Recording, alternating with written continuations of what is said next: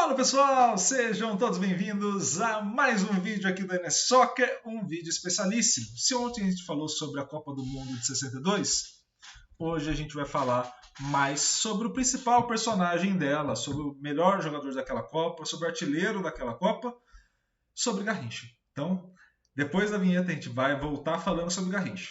Antes da vinheta, deixa já a tua curtida no começo do vídeo. Também comente aqui embaixo o que você acha desses vídeos temáticos, históricos. Por favor, comente o que vocês estão achando. Para além disso, deixou a curtida, comentário. Por favor, compartilhe com o máximo de gente possível. Isso ajuda demais o canal. Além de se inscrever e ativar o sininho para receber todas as notificações. Combinado? Então, a gente vai para a vinheta e na volta a gente vai falar sobre a história e também ver os melhores momentos de Garrincha.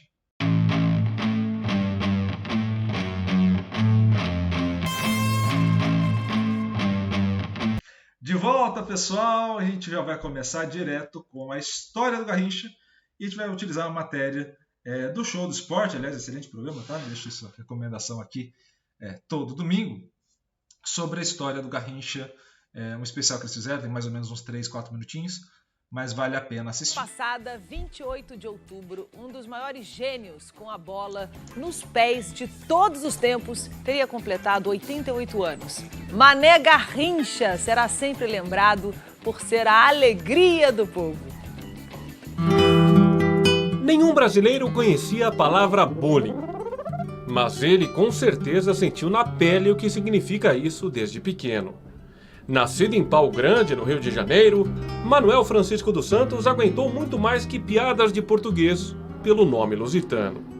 O famoso anjo das pernas tortas tinha o joelho valgo, ou simplesmente para dentro. Havia quem o considerasse um deficiente. Diziam que não tinha a menor condição para jogar bola, física e intelectualmente. Garrincha chegou a ser reprovado num teste psicológico aplicado no elenco da seleção brasileira que traria para o Brasil a Copa em 58. Na real, ele não estava nem aí.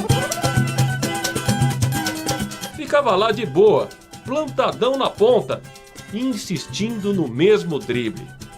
Sabe por quê? Porque dava certo.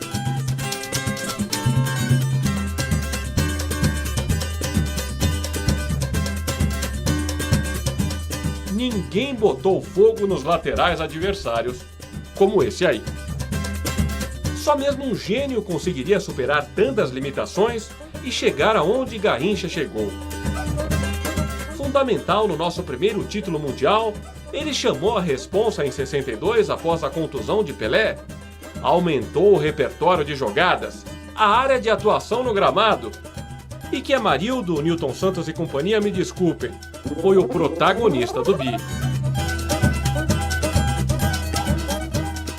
A estrela solitária da estrela solitária não poderia ter tido um final de vida mais solitário aos 50 anos de idade. A alegria do povo entrou no gramado do meu coração. Após conquistar o mundo com tanta arte e encantar artistas como a cantora Elza Soares, Garrincha só não conseguiu driblar o álcool. Um símbolo mais que perfeito da imperfeição e complexidade do ser humano. Eu voltaria novamente.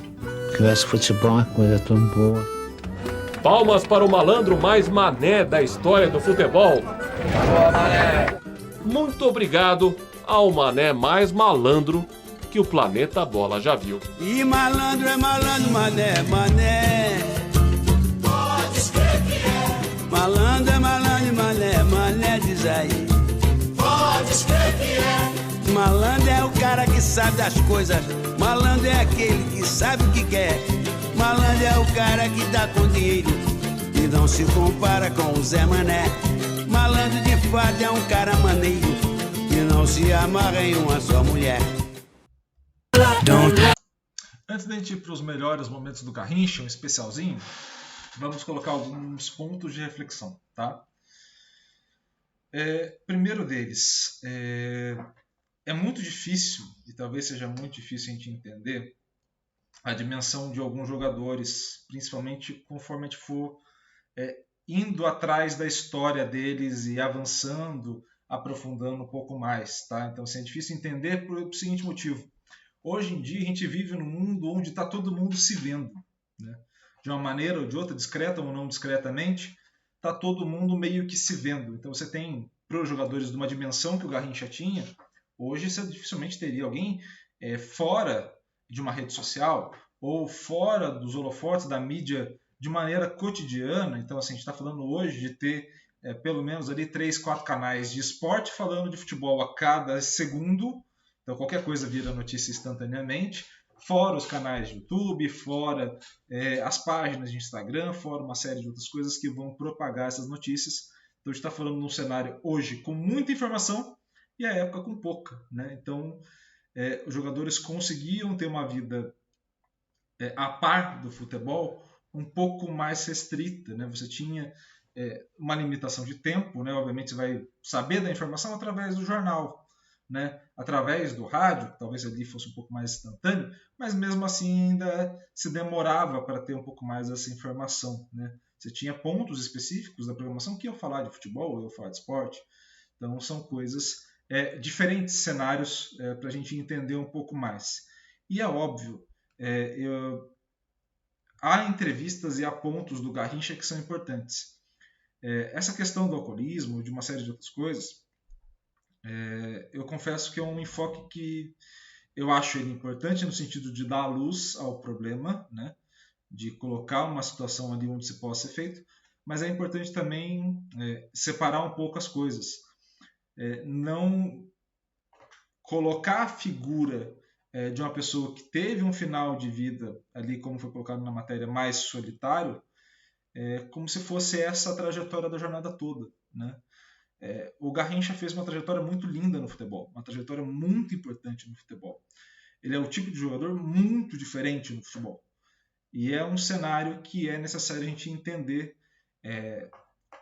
de preconceito, vivenciado, seja não só por ser negro, mas também pela questão das pernas tortas. Você tem todo um padrão estético geralmente colocado em esporte, acontece isso bastante. Você tem um padrão de atleta, e isso acontece muitas vezes. Então, a gente vai pegar, sei lá, na história do Messi, o fato dele não ter crescido tanto impediu de algumas coisas acontecerem. E a gente está falando do Messi. O fato de ter uma avaliação psicológica na prévia de uma Copa do Mundo quase impediu a ida do Garrincha. Então, assim, há coisas que a gente tem um padrão de excelência colocado assim, mas a gente não entende a formação do indivíduo, da individualidade, daquilo que o torna único. O Garrincha tornava-se único justamente pela personalidade de que tinha, justamente pela forma que encarava o jogo, justamente pela forma que entendia o futebol. E isso é muito importante colocar em pauta antes mesmo dessas questões. Principalmente para quem esteja querendo analisar o futebol dele, esses são os pontos principais. Iago, mas é importante analisar a vida pessoal, é importante analisar a questão, acho válido, desde que a discussão não descambe para isso, mas ela seja um ponto de partida para você puxar outras coisas. Então, a gente vai puxar a história dele para esse ponto, show, mas que se puxe com o entendimento do que vai ser o alcoolismo, do entendimento do que causa ou do que tem a proporção a acontecer, então, dos traumas vivenciados e de uma série de outras coisas, para aí sim, a partir de uma análise muito responsável sobre isso, você utilizar um exemplo para aí trazer uma reflexão sobre esses casos. Mas só apontar que se teve é meio ruimzinho, tá? Então fica aí só essas reflexões que eu achei importante fazer ao final desse vídeo. E vamos aos melhores momentos do Mané Garrincha.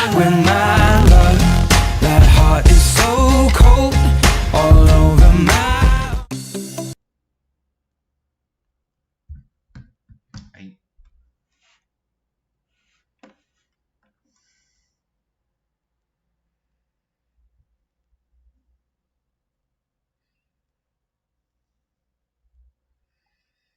Porque ele jogava pra caramba de ponta direita, um treco impressionante, né? Jogava demais.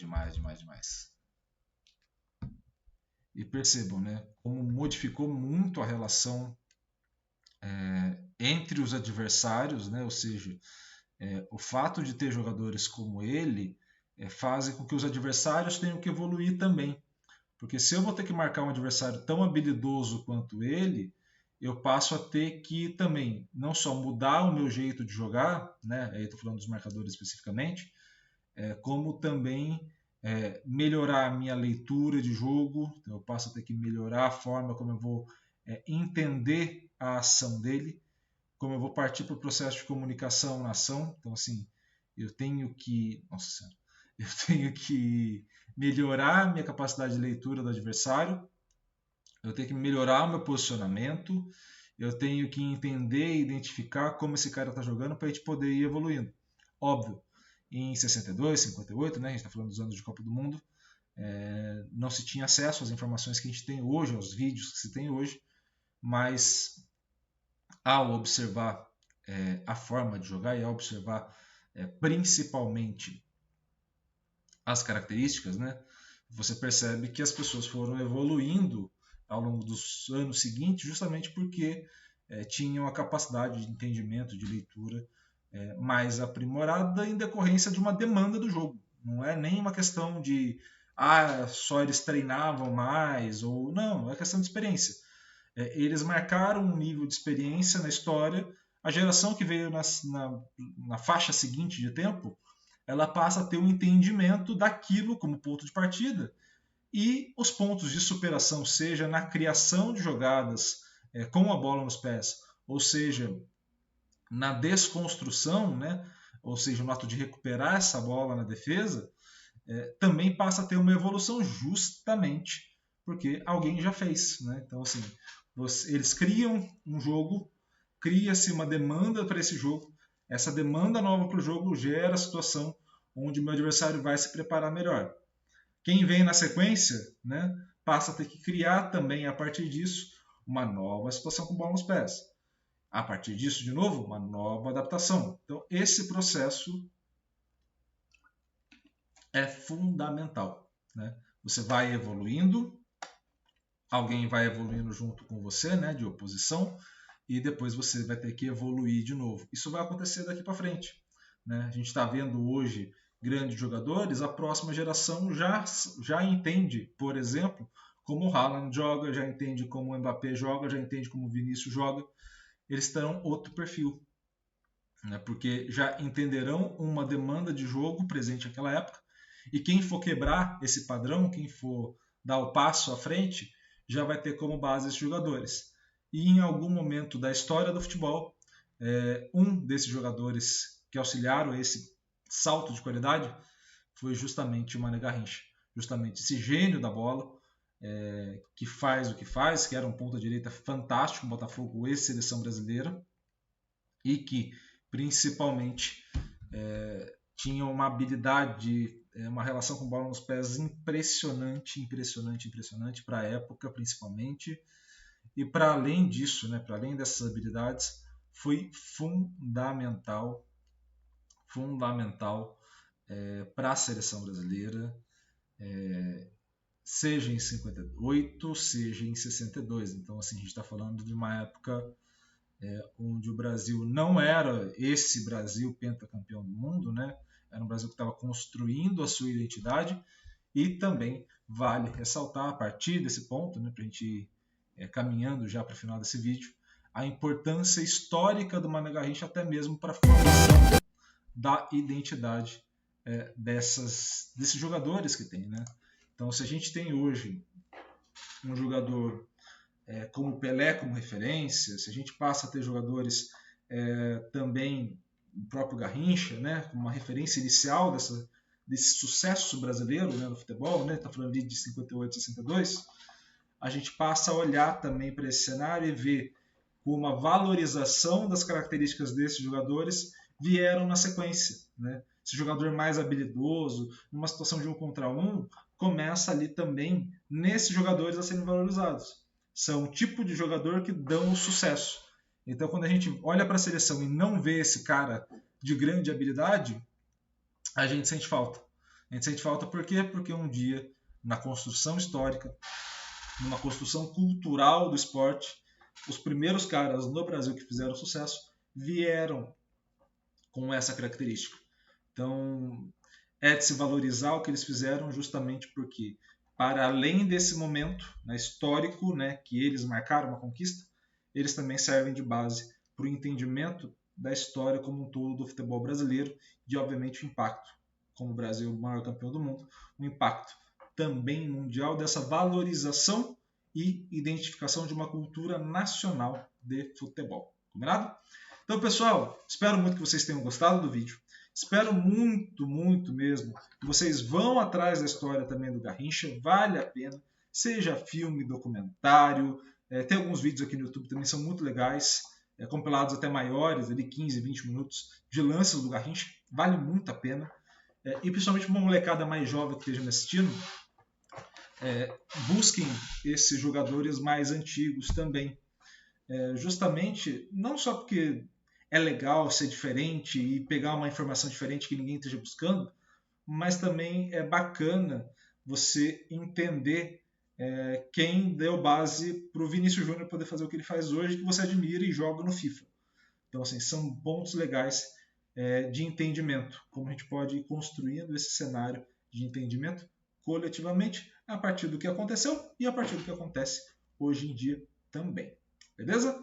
Um grande abraço a todos, muito obrigado pela audiência e valeu!